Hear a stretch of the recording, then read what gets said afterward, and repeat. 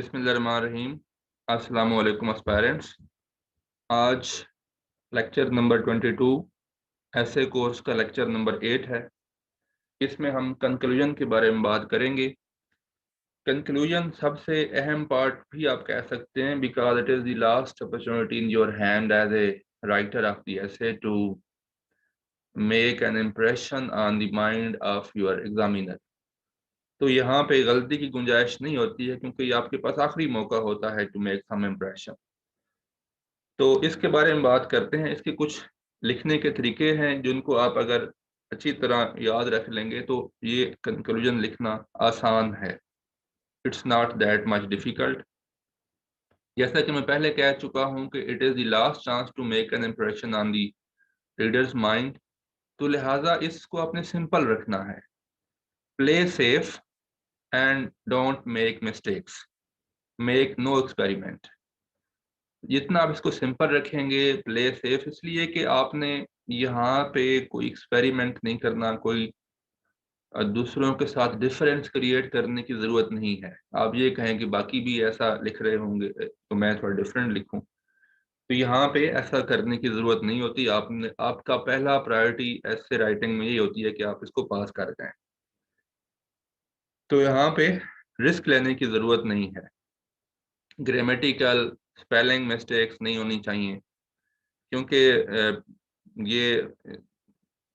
क्योंकि इसी को पढ़ने के बाद आपके इसके बाद मार्किंग होना होती है। ये एक पैराग्राफ होता है, ये दो पैराग्राफ कभी नहीं होते। हमेशा इसको एक ही पैराग्राफ में लिखना है, जस्ट लाइक इंट्रोडक्शन। और इसकी जो स्ट्रेंथ होती है वो 8 से 10 सेंटेंसेस या 10 से 15 सेंटेंसेस हो सकते हैं। इसको आप टू कंक्लूड से स्टार्ट कर सकते हैं, टू सम अप से स्टार्ट कर सकते हैं। अगेन वही बात कि यहाँ पे भी कुछ का ये ख्याल होगा कि क्योंकि हम बाकी भी इसी तरह स्टार्ट कर रहे हैं तो हम इसको कैसे स्टार्ट करें इस तरीके से। तो there is no need to make experiment in my opinion. और यहाँ पे एक और बात की वजाहत कर दूं कि महज छोटी छोटी बातों से आपको ऐसे में फेल कोई नहीं करता। और उसमें होता ये है कि आपकी ओवरऑल ऐसे की मार्किंग होती है, जिस पे हम पहले बात कर भी चुके हैं और आइंदा भी बात करेंगे कि आपकी थीसिस स्टेटमेंट में कोई मिस्टेक थी या कोई टेक्निकल आपकी मिस्टेक एक नजर आ गई है, तो उस बुनियाद पे आप फेल नहीं होते। ओवरऑल आपकी रेलेवेंस, आपकी ग्रामर, आपकी क्वालिटी ऑफ आइडियाज भी मैटर करते हैं, और ऐसे की चेकिंग जो है वो ओवरऑल होती है। अच्छा, ऐसे के कंक्लूजन के स्टार्ट में आप कंक्लूडिंग मैनर में अपनी थीसिस स्टेटमेंट को रीस्टेट करते हैं। जैसा कि आप इंट्रोडक्शन में ये कहते हैं कि आप इसमें ये चीज़ें डिस्कस करने जा रहे हैं, तो कंक्लूजन में अब आप ये कहते हैं कि you have already discussed these points. तो थीसिस स्टेटमेंट होती है, but it is in the form of in some different form इसको आप लिखते हैं। कंक्लूजन में आप ये रोशनी डालते हैं उस एस्पेक्ट पे what has been discussed and established.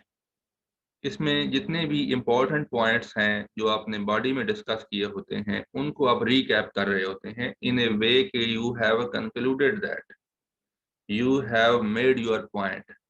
तो आप इम्पोर्टेंट पॉइंट्स को रीकैप कर रहे होते हैं।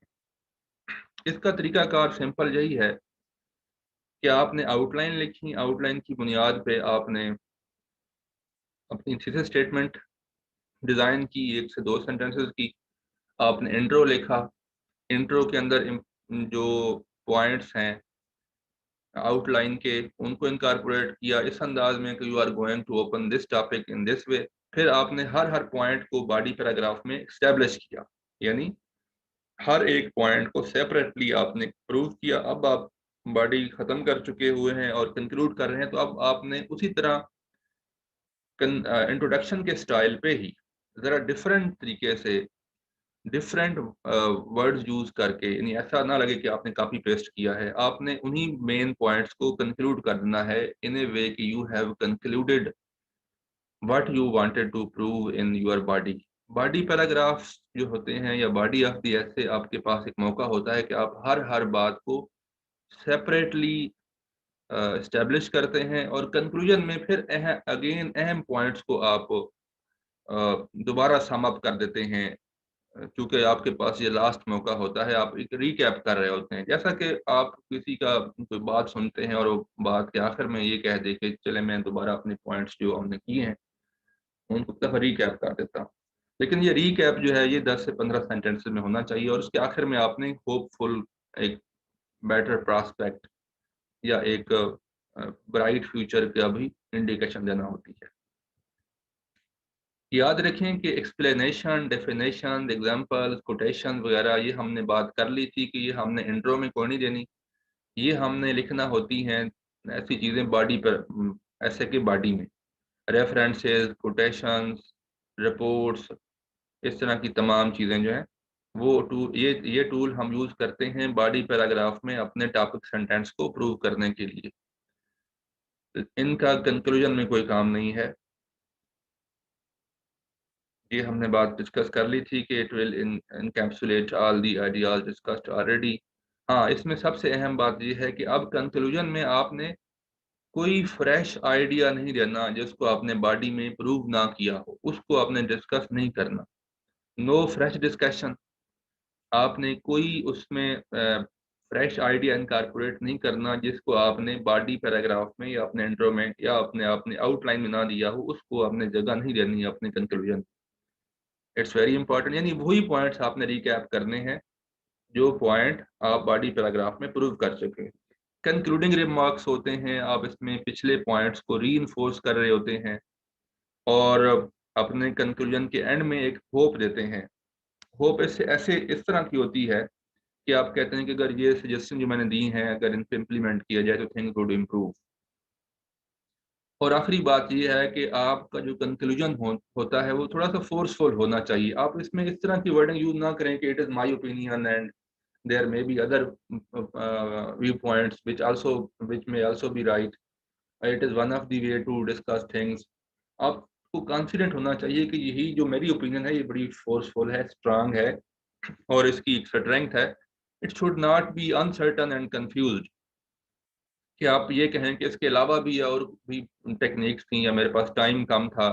यानी आपने अपने आर्गूमेंट्स को अंडरमाइन नहीं करना कि मेरे पास टाइम कम था, मैं इसको लिख नहीं पाया, या इसमें मेरे पास मैंने और आर्गूमेंट देने थे। तो आपने आपका जो कंक्लूजन है ऐसे लगे कि बहुत सर्टन है, बहुत क्लियर कट है और बहुत ज़्यादा उसमें कोई कंफ्यूजन आपने नहीं छोड़नी। आपने अपनी कंक्लूजन में बिल्कुल अपनी ओपिनियन को फोर्सफुल तरीके से देना है। अब ये तो हो गई तमाम प्रिंसिपल्स जो कि आपने फॉलो करने हैं वाइल राइटिंग कंक्लूजन, और होपफुली आपके तमाम जो इसमें जो कंफ्यूजन हैं, जो बेसिक प्रिंसिपल्स हैं वो मैंने इसमें बता दिए हैं और आपकी तमाम कंफ्यूजन भी रिमूव हो गई होंगी। अब हम ये जो ऐसे है एक 2021 में आया था, 2020 में सॉरी, ये 2020 का ऐसे है, इसको आप चेंज भी कर सकते हैं। Promoting tourism in Pakistan, opportunities and challenges. To conclude, it can be stated that promoting tourism is in the best interest of Pakistan as there exist numerous opportunities. अब ये बिल्कुल देख लें कि ये टॉपिक से रिलेट कर रहा है और इसमें आपने, और दूसरा सेंटेंस देखें इसमें, though there are few challenges these opportunities can be exploited to promote tourism in Pakistan. अब ये दो सेंटेंसेस में ये थीसिस स्टेटमेंट को एक तरह से रिकैप किया गया है। In the beginning some advantages of tourism which include, तीन चार पॉइंट्स डाल दिए या जो अहम अहम थे रिकैप करने के लिए। have been discussed. Opportunities in the tourism industry were illustrated in detail, और there are many places which have, ये अब opportunities की बात हो रही है। इसके बाद तीन चार सेंटेंसेस में इसके बारे में लिखा, फिर चैलेंजेस के बारे में हमने उसको रिकैप कर दी जो हमने डिस्कस किए हैं, which have already been discussed।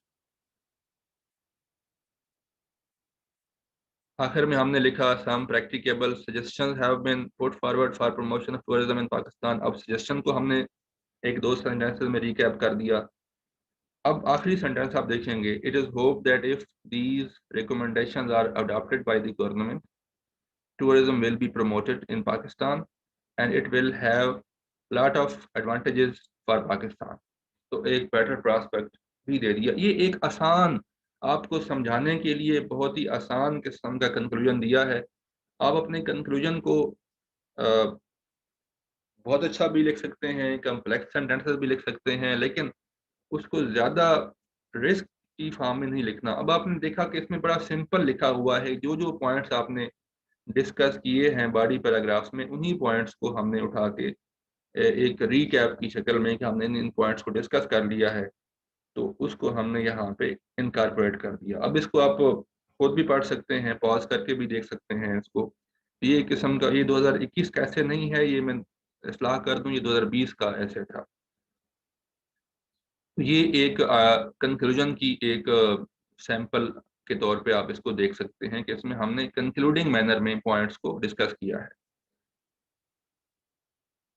अब हम बात करते हैं जितना हमने ऐसे के कोर्स में पढ़ा, इंट्रोडक्शन के बारे में और कंक्लूजन के बारे में, थोड़ा सा हम उसमें एक दफ़ा दोबारा रिपीट कर दें कि दोनों के अंदर कुछ सिमिलरिटीज़ हैं। दोनों ही एक एक पैराग्राफ पे मुश्तमिल होते हैं, इंट्रोडक्शन भी और कंक्लूजन भी। दोनों की स्ट्रेंथ तकरीबन सेम होती है, 10 से 15 सेंटेंसेस में।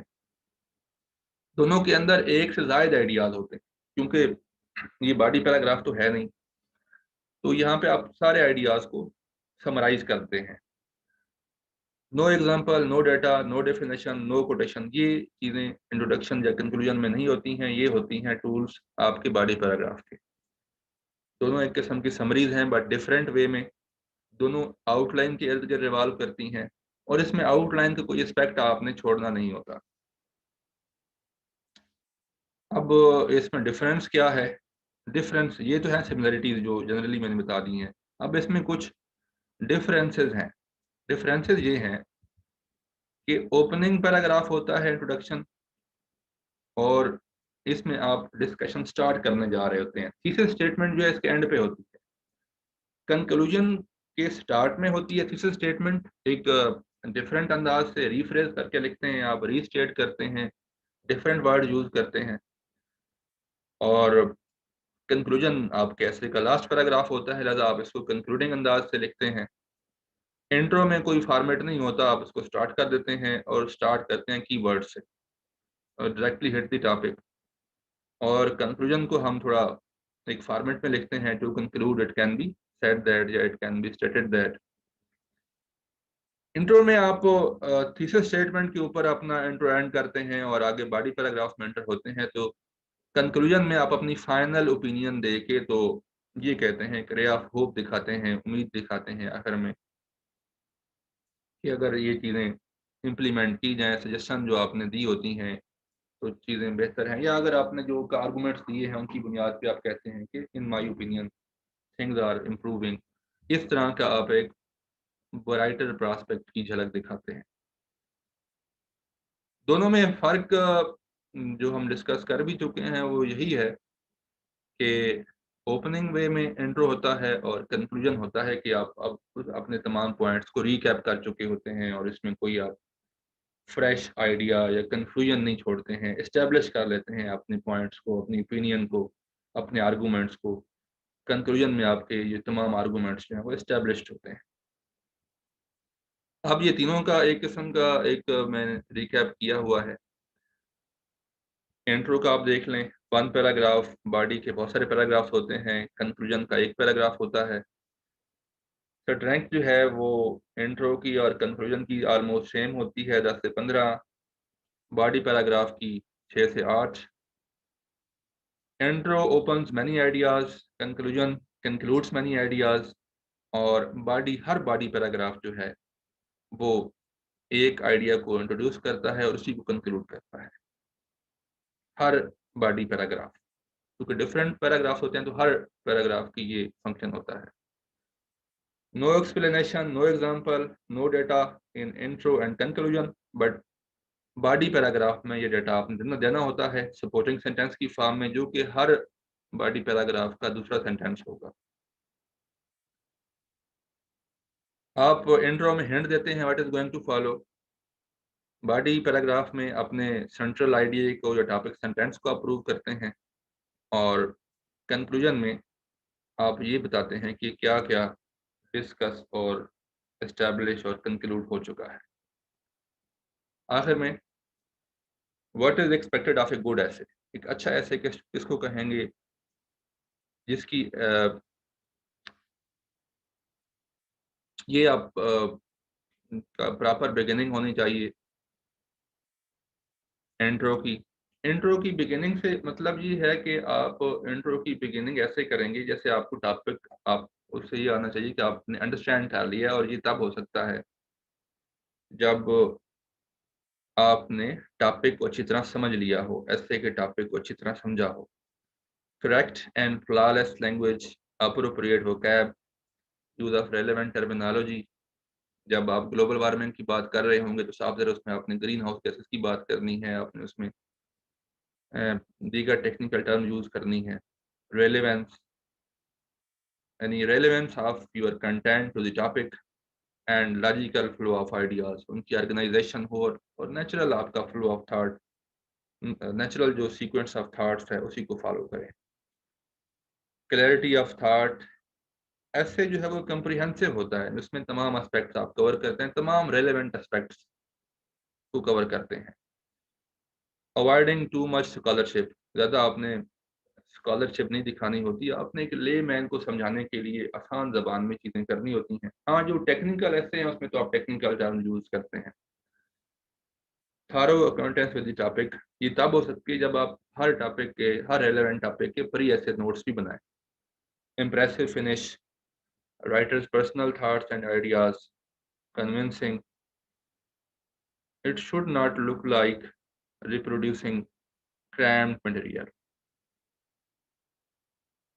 यानी आप इम्प्रोवाइज करें, अपने आर्गूमेंट्स को बनाएं, और आर्गूमेंट्स में आप डेटा तो साफ दे रहे वही होगा जो आपने मेमोराइज किया होगा, लेकिन उसके ऊपर जो एनालिसिस है वो नजर आना चाहिए।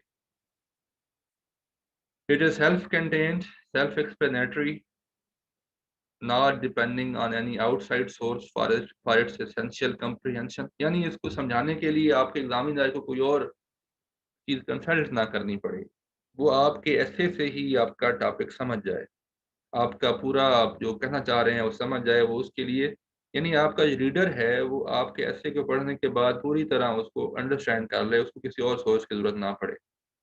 ये होता है ऐसे का। आपका ऐसे जो है वो कंप्लीट होल होता है, वो सेल्फ कंटेंट, सेल्फ एक्सप्लेनेटरी एक पीस ऑफ राइटिंग होता है। No deviation from the main topic, और no overshadowing the topic of the essay, इसमें कोई टॉपिक जो होता है वही इंपॉर्टेंट होता है, उसी को आपने फोकस करना होता है, उसको आपने ओवरशैडो नहीं करना, उससे डेविएट नहीं करना, उससे उससे साइड पे नहीं हटना।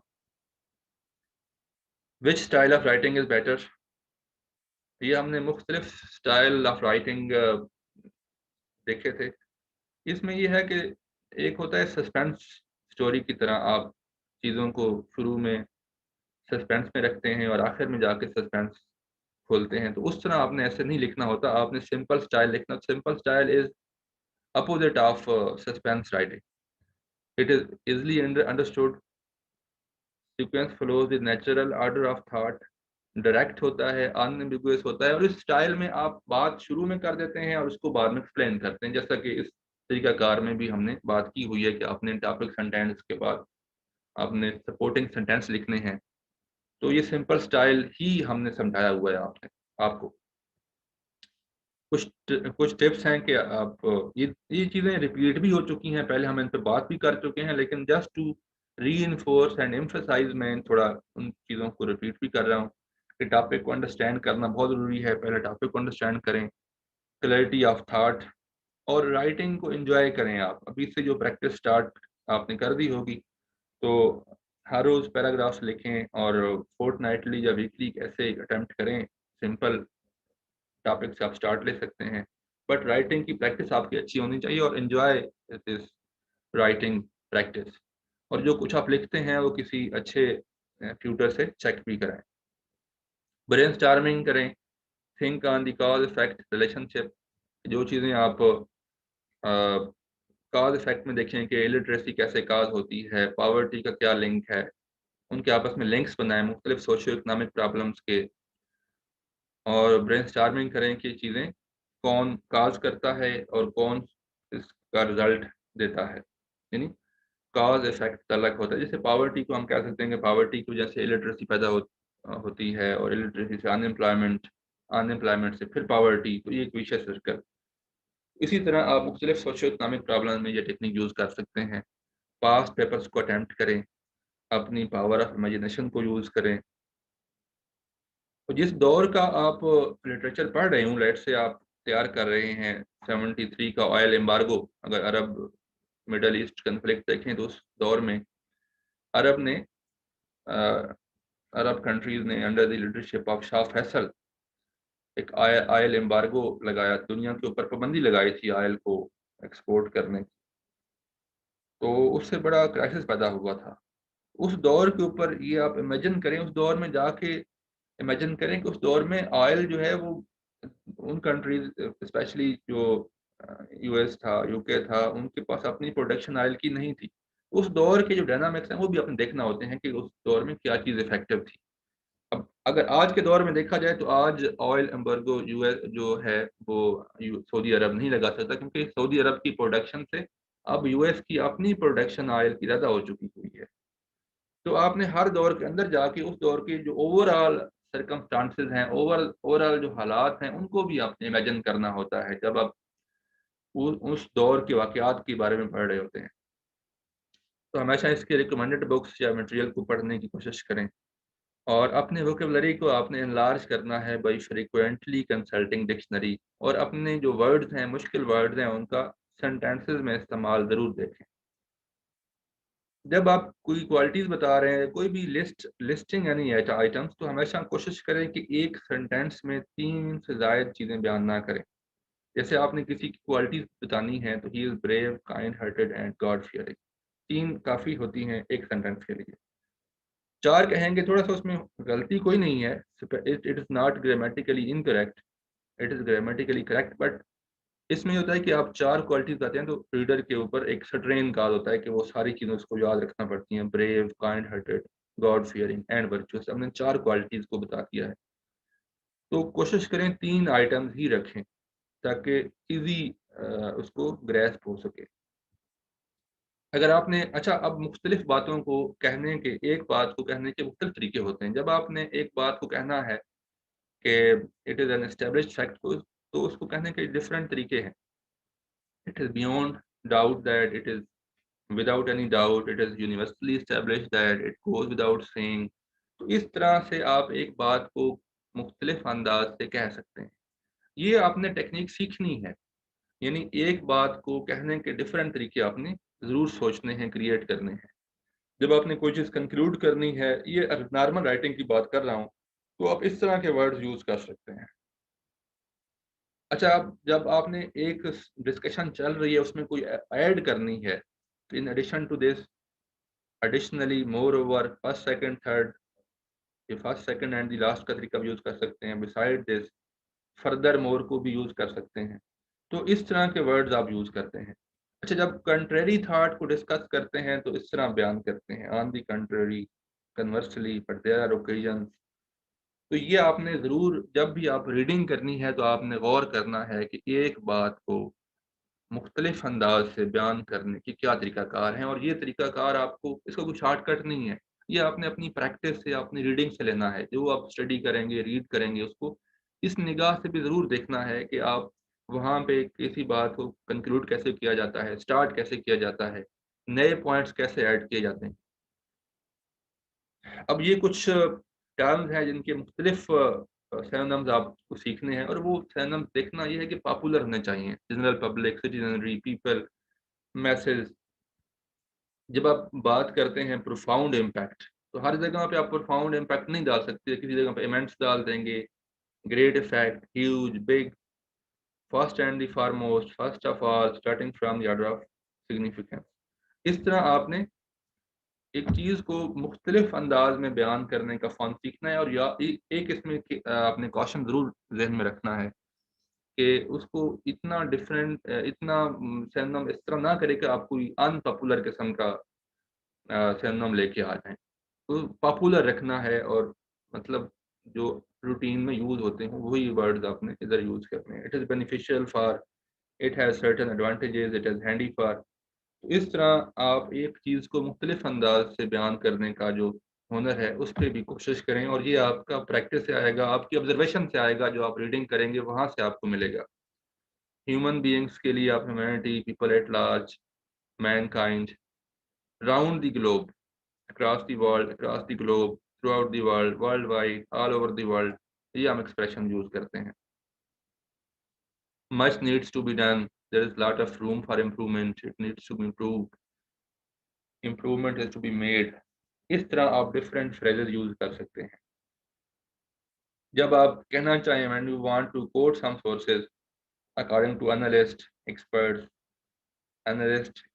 say that they are of the view, they are of the opinion, they hold that, इस तरह आप डिफरेंट तरीके से कर सकते हैं। आखिर में आपने याद रखना है कि आपका जो ऐसे है वो किसी एक पॉइंट पे नहीं खड़ा होता। लिहाजा ये इसलिए मैं बयान करता हूँ कि आपको ऐसे राइटिंग के मुख्तलिफ तरीक़ेकार बताए जाएंगे, तो आपने कंफ्यूज नहीं होना। जो आपको आपकी लॉजिक को या कॉमन सेंस को अपील करे उसी तरीक़ाकार पे अमल करना है। आपका पेपर मुख्तलिफ क्राइटेरिया पे चेक होता है, क्वालिटी ऑफ कंटेंट है, स्पेलिंग मिस्टेक ना हो, यूनिटी हो, कोहेरेंस हो, ग्रामेटिकली करेक्ट एक्सप्रेशन हो, आइडियाज़ आपके जो है वो ऑर्गेनाइजेशन अच्छी हो, स्ट्रक्चर आप फॉलो करें उसका, और सबसे अहम चीज़ कि आपके कंटेंट्स की रेलेवेंस हो, आपके कंटेंट की रेलेवेंस हो, सबसे अहम चीज़ ये है। तो लिहाजा आपने मुख्तलिफ व्यूज़ मिलेंगे, जो आपको तरीका अच्छा लगे उसको आपने अडॉप्ट करना है। और ये तरीका मैंने जो बताया है ये टेस्टेड है, इसमें फेल होने का चांस ना होने के बराबर है। बाकी आपकी ग्रामर की मिस्टेक्स हैं वो उनको आपने कवर करना है, नहीं करनी, स्पेलिंग मिस्टेक्स नहीं करनी, और इन प्रिंसिपल्स को अगर आप अडॉप्ट करते हैं तो आई होप कि आपके अच्छे मार्क्स भी आएंगे और आप इसमें फेल नहीं होंगे। आपने एक्सपेरिमेंट्स नहीं करने, प्ले सेफ, यही स्ट्रक्चर फॉलो करना है। और ऐसे राइटिंग का वैसे तो हम ये कहते हैं कि हार्ड एंड फास्ट रूल नहीं है, लेकिन ऐसे लिखने का इससे ज़्यादा माकूल और बैलेंस तरीका जो है वो और कोई नहीं है। तो कोई टेक्निकल मिस्टेक आपने कर दी, किसी से स्टेटमेंट नहीं डाली किसी जगह पे कोई और, यानी ये आप मैं वो व्यूज़ बता रहा हूँ कि अगर आप ये समझते हैं, मुख्तलिफ स्टूडेंट्स मुख्तलिफ तरीक़ाकार से अपना ऐसे अटेम्प्ट करते हैं और वो सारे पास हो जाते हैं। यानी मोस्टली उनमें मुख्तलिफ, हर एक ने सेम तरीक़ाकार से ऐसे नहीं लिखा होता, लेकिन फिर भी वो पास होते हैं, तो वो पास होते हैं अपनी स्ट्रेंथ की बुनियाद पे। यानी उन्होंने कंटेंट अच्छा डाला होता है, मिस्टेक्स नहीं की होती, क्वालिटी ऑफ आइडियाज़ होते हैं, और हर एक की अपनी-अपनी स्ट्रेंथ है। तो उस बुनियाद पे उनको पास किया जाता है और इन चीज़ों को देखा जाता है। तो एक चीज़ के ऊपर जो है वो आप फेल नहीं होते हैं। तो नेक्स्ट लेक्चर में हम आपको बताएँगे कि तो किन टॉपिक्स को आपने तैयार करना है अपने एग्ज़ामिनेशन पॉइंट ऑफ व्यू से। यानी अब आपने ऐसे बगैर तैयारी के नहीं लिखना होता। ये तो बात ठीक है कि ऐसे का कोई सिलेबस नहीं होता, लेकिन इसका मतलब ये भी नहीं कि आप फिर उसको बिल्कुल ही ओपन हैंड छोड़ दें और अ, ये कहें कि मैं खुद ही लिखूँगा जाके, तो ऐसा नहीं होता। आपको टॉपिक्स का थोड़ा बहुत आइडिया होना चाहिए, किन टॉपिक्स पे ऐसे आता है। ब्रॉडर टॉपिक्स वही रहते हैं, उनके आगे फिर क्वालिफ़िकेशन होती है कि एक टॉपिक के आगे सब टॉपिक बना दिए जाते हैं। जैसे वुमेन राइट्स हैं, अब इसके ऊपर ऐसे अक्सर आता है, लेकिन इसकी डायमेंशन डिफरेंट होती है। कभी वो पूछता है कि status of women in Pakistan, कभी वो इस तरह कैसे दे देता है women rights in Islam, insecurities for women in our society. कभी इस तरह यानी एक टॉपिक ब्रॉडर टॉपिक के ऊपर ऐसे आता है, लेकिन उसकी जो डायमेंशन पूछी जाती है वो डिफरेंट होती है। लेकिन बहरहाल आपको एक ब्रॉडर टॉपिक अच्छी तरह तैयार होना चाहिए और उसकी मुख्तलिफ डायमेंशन को भी कवर करने की कोशिश करें। तो ये हम आपको नेक्स्ट लेक्चर में बताएँगे कि आपने कौन-कौन से टॉपिक जो हैं वो तैयार करने हैं। बहुत शुक्रिया।